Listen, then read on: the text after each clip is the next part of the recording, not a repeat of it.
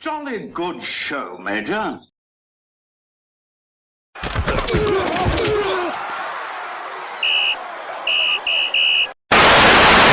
What's going on, TTC? Welcome to the Proper Conversation. So this is my answer video to my Q&A, answer video. It looked like the answers or the questions that came in, I haven't gotten any since. I think a whole day went without any more questions popping up. So I figured this is as many as it's going to be. So I figured, hey, I'll go ahead and do the answer video. The first question comes from, is from Jorge. Jorge, Carolina Panthers fan. Jorge asks, what do you expect from the 49ers this year? To put it simply, trash. No Frank Gore. No Harbaugh. They got this brand new, coach who was their offensive line coach or something like that. He was part of the system, but a brand new head coach usually does not work out too great. Usually, Frank Gore's gone. I know they got the couple of the younger kids that are running back that are supposed to be good. Their defense has largely fallen apart as far as their personnel. If they win 7 games, I'll say they had a good season. The 49ers will have a good season in my eyes if they win 7 games. If they win more than 7 games, then good for them. But I don't think it's gonna happen. 7-9. I'll give the 49ers 7-9. Seattle will sweep them. Obviously, Seattle will beat them. I say Seattle beats them worse in San Francisco than they will at the Clink. So yeah, I don't expect much from San Francisco. Not to mention, I expect a lot of these 49er fans. I expect the 49er vid makers in the TTC to be hilarious this season. Hilarious from their blind faith and talking about how this is going to happen and that's going to happen week in and week out for the first, 3 to 5 weeks of the season. And then when the reality when they start to accept the reality will set in, probably by week 2. They'll know, but they won't really accept it until about week 6, week 7. And then we'll see, the Megatrons and the, fucking Mr. Frisco's and everybody else. Those videos are going to just slowly stop coming out. They'll be real frequent early, and then they won't be so frequent. So, that's what I expect from Frisco and the Frisco vid makers in TTC. Next question is from Seahawk Briseño. See, I wonder why, maybe it's because I live in Southern California and there's a lot of Spanish and, Spanish speaking, a lot of Mexicans down here. So I guess I have an unfair advantage to know how to fucking look at someone's name and know how it's pronounced. It's Briseño. I've heard. Shit. Hey. What are you talking about? Look, Maya, look, you're on TV. Look at the baby. Look at the baby. See you on there on TV? You're supposed to be asleep. It's 2 o'clock in the morning. You want to be in the video? Maya wants to be in the video. So anyway, Seahawk Briseño. The name is pronounced Briseño. But you got all these folks. Briseño, Brisano, Brazano, Bresno. Like, come on, just use your brains and your eyes and just pronounce, even if you just pronounce the word as it looks. Briseno. Briseno would be the, saying the word, phonetically. It's Briseno. It's Briseño. Get it right. Seahawk Briseño. Briseño. Briseño, güey. ¿Qué tranza, güey? Anyways, Seahawk Briseño asks, when was my first Seahawk game with the Kingdom? That's actually a tough one. Hi. Say hi. Say hi. Say hi. Nice. I don't remember when my first Seahawk game in the Kingdom was. It was so long ago. We had season tickets at the Kingdom, farther back than I can honestly remember. My grandparents had Seahawk tickets, and we were going, honestly, I can't remember that far back. So I can't tell you honestly, when my first Seahawks game was. I honestly can't do it. Hope that just yeah. I honestly I can't do it. I just don't remember. I do remember a couple of my favorite games. I remember the game against the Houston Oilers when they had driven down the field. Steve McNair had driven them down the field. Eddie George and Steve McNair driven down the field. They were getting ready to kick the go-ahead field goal to win the game.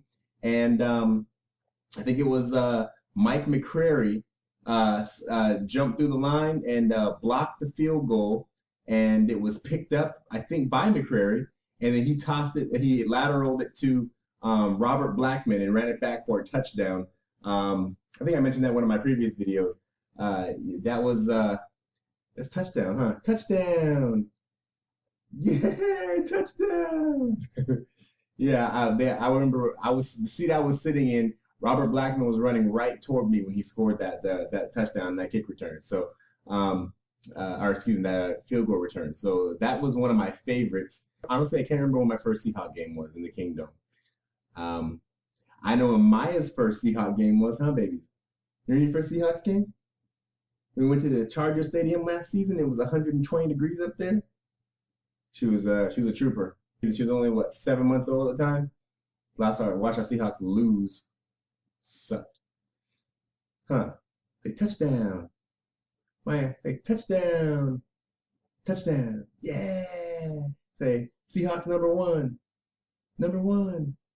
Yay, number one. Next question was from Stephanie Tannum, another 12th man. Stephanie Tannum says, a two-part question from Stephanie Tannum. Way to maximize the time here, Steph. Number one, do you think Jimmy Graham will learn to block? She does. And number two, why isn't your baby mama / girlfriend, why isn't she your fiance yet? Well, the first part, I don't know if I should answer first. That's the second part first. We're getting there. We're getting there. It's just, it's something that we're not really, rushing to do. Neither one of us are going anywhere. You know what I mean? So, it'll happen. I actually introduce her as my fiance quite often, even though technically she's not my fiance yet. But a lot of times when I introduce her people, I introduce her this, my fiance Jessica. So, we're getting there. But to your first part of your question, do I think Jimmy Graham will learn to block? No. I mean, I think Jimmy will learn he's gonna have to adopt the Seahawk culture. And the Seahawk culture is to do what you got to do for the team. We've already shown very plainly that no one player is above the team. E.g. Percy Harvin. So I think that he will definitely be coerced into doing whatever whatever the said role will be for Jimmy Graham. Personally, I think I see him lining up outside a lot. I don't see him playing the actual real tight end position very often. I can see him more being, even though he's a tight end, I can see him being more of like even a slot receiver, and having, if Anthony McCoy stays healthy. What? We haven't really got a chance to see Anthony McCoy because he's always hurt. Every single time that dude starts, we start seeing what he can do, he hurts himself. If Anthony McCoy can be healthy, the Jimmy Graham, Anthony McCoy dual tight end threat is going to be huge. Huge. So, I don't think will he learn how to block? Yeah, they'll make him block. But I don't think he's definitely not going to be no star blocker. He's not going to, you want to say about teaching an old dog new tricks. Jimmy Graham is not young player anymore. So, but either way, he's going to be effective for us. Next question comes from PantherFan4055. What team do you hate the most outside of your division? Good question. That's tough because, we used to be in the AFC West. So I have some hate for, the Denver Broncos and the Raiders, of course. But I think the team I hate the most is probably the Pittsburgh Steelers. Definitely the Pittsburgh Steelers. That and it's all because of Super Bowl XL. I think that's probably going to be the answer most Seahawk fans give you. It's fuck the Steelers, all day. After what happened there, and being largely dismissive of the whole thing. Yeah, fuck the Steelers. So I think the Steelers are probably I hate them the most as far as teams not in my division. After the Steelers, yeah, it's probably going to be the Broncos and the Raiders. Everybody hates the Raiders. I kind of hate the Chargers too. I don't know if I really hate the Chargers as much as I hate the Chargers fans. As you guys know, I'm down here in San Diego, and the Charger fans are so it's terrible. Definitely the Pittsburgh Steelers, and then probably the whole AFC West, with the exception of Kansas City, and fuck Dallas too. Now I think about it. Yeah, fuck Dallas. Oh, New England. Yeah, fuck New England. Cameron Dawson. Who is this? Cameron Dawson asks, why did you talk smack about me in Google Hangout? What? Honestly, I don't even know who Cameron Dawson is. I know. I've heard about his videos here the last few days. I've been seeing people have been talking about him. Cameron, I haven't even been in a Google Hangout, bro, in months. So I'm not sure which Google Hangout you're referring to. But I don't even recall speaking your name or speaking about you, because until I saw this question in my feed here in my comments, I didn't even know there was a Cameron Dawson in the TTC, bro. I think you got the wrong guy. But hey, I tell you what, I'll talk about you if the opportunity presents itself. So you know what I'm saying? How about that? The Real Destroyer, Seahawk fan. If you had to pick to keep Cam Chancellor or Earl Thomas, who would you pick? Good question. It's a tough question because, both those guys are probably one of the best, if not the best, at what they do. Hey. Both those guys' roles are instrumental in what our Seahawks are able to do on defense. But I think you're gross, man. You're on Cam. You can't fart like that. You nasty. I think I keep Cam Chancellor. Cam Chancellor is an enforcer on that defense. You guys remember when Jimmy Graham avoided the hit from Cam Chancellor? Was it Jimmy Graham? It was Graham, or was it Colston? One of those guys in the Saints game. He ran the other direction. I think it was even somewhat backwards to avoid taking the hit from Cam Chancellor.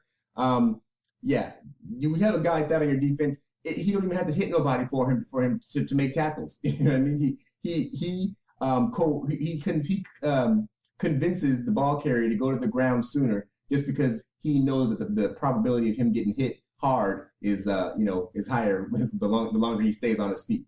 So yeah, definitely Cam Chancellor. Earl Thomas is great, but I think a free safety who plays over the top in the way our defense is run anyway, I think it's easier to replace an Earl Thomas than it is to replace a Cam Chancellor.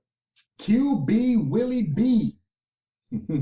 What up, QB Willie B? QB Willie B asks, are you willing to possibly fly up to Seattle with me and watch my Niners beat your Hawks? LOL. Hashtag Crow coming. Yeah.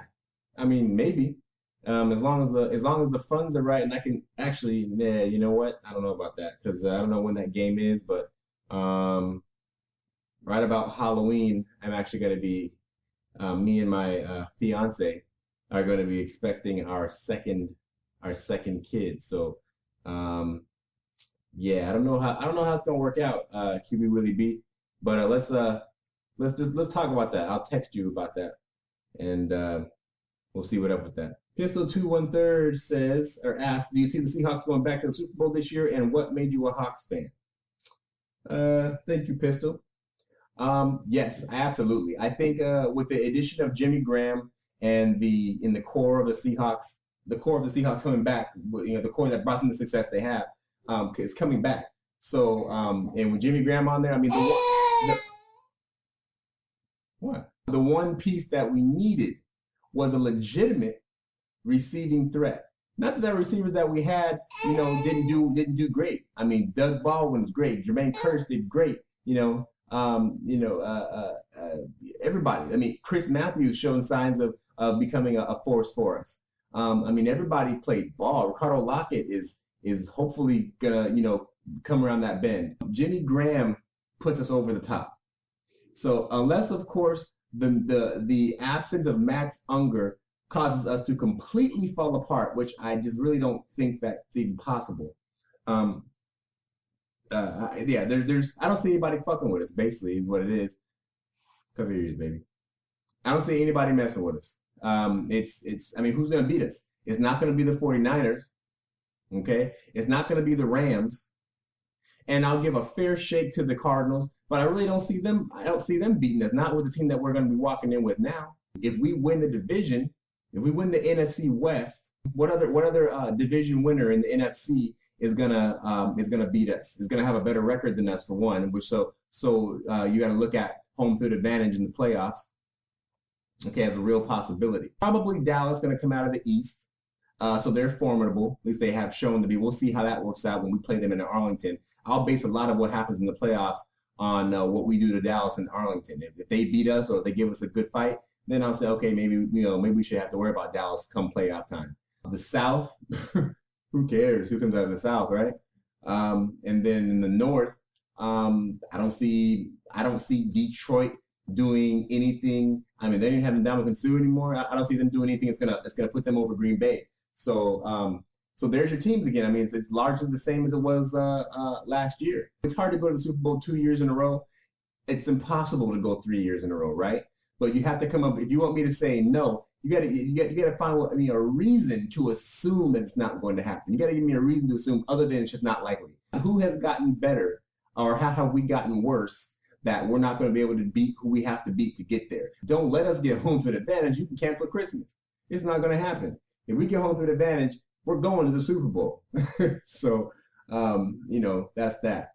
And I'm a Seahawks fan because I've been a Seahawks fan my whole life, Pistol. I was born and raised in Bremerton, Washington, about an hour west of Seattle, just a ferry ride over the Puget Sound. You just ride the ferry over. And walk to the Kingdome right there from the waterfront. I used to know the Kingdome like the back of my head. I just run all around the concourses of the Kingdome. We started our first Seahawk tickets were all the way up in 300, the top of the 300 level of the Kingdome. Our seats were so bad, and then after a few years of that, we got better seats on the row, I think it was like row 12 or row. It was something pretty good in the 100 level. I mean, we were at the I think it was the south end zone. When the players were at our end of the field, you could see their faces without the binoculars. I'm saying you could see them. You could see their faces.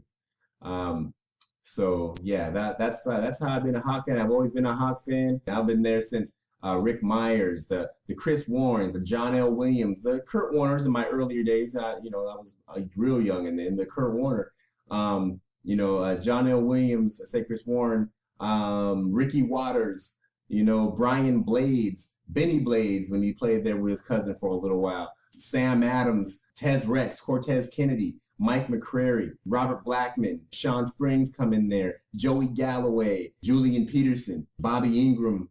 I could start naming out players all day. I remember, Stan Gelbaugh. Who remembers Stan Gelbaugh? John Freeze. We have these no-name quarterbacks. John Kitna. These quarterbacks that nobody really even know their names. What? Want something to drink? All right. Seahawks have been my only team. So, anyway. All right. Well, my initial recording of this video has gone a lot longer than I intended it to. See how I get this edited for time.